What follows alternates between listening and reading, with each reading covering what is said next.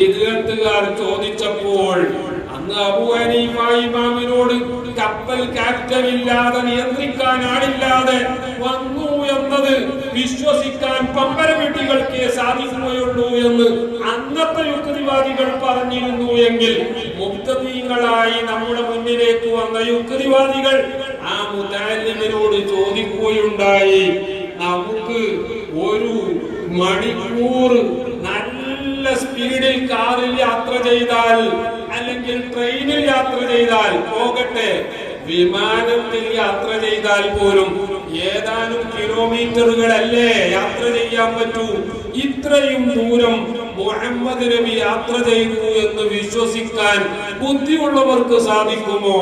പമ്പര വിഡ്ഢികൾക്കല്ലേ സാധിക്കുകയുള്ളൂ എന്ന് ചോദിച്ചപ്പോൾ പ്രിയപ്പെട്ടവരെ, സുന്നത്തിയമായത്തിന്റെ സ്ഥാപനങ്ങളിൽ പഠിച്ച ആ മുതഅല്ലിമ് മറുപടി പറയുകയുണ്ടായി.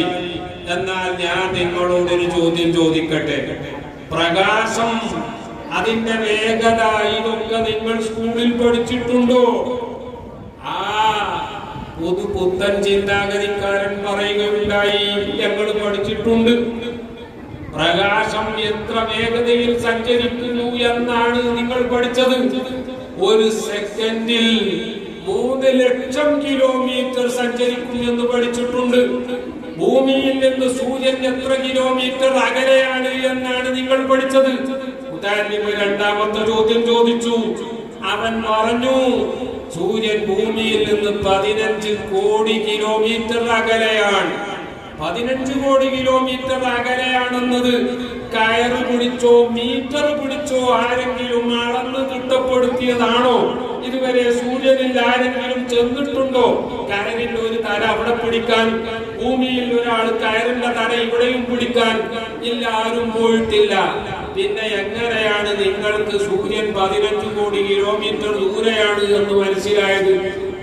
ആ തെറ്റായ വിദഗ്ധകാരനായ സയൻസിന്റെ വിദ്യാർത്ഥി പറഞ്ഞു, അത് ശാസ്ത്രത്തിന് മനസ്സിലായത് സൂര്യനിൽ നിന്നുള്ള പ്രകാശം ഭൂമിയിലേക്ക് എത്താൻ 8 മിനിറ്റ് വേണം എന്നതാണ്. അതെല്ലാം കണക്കാക്കിക്കൊണ്ടാണ് പ്രകാശം ഒരു മിനിറ്റിൽ 3 ലക്ഷം കിലോമീറ്റർ സഞ്ചരിക്കും എന്ന് പറഞ്ഞത്.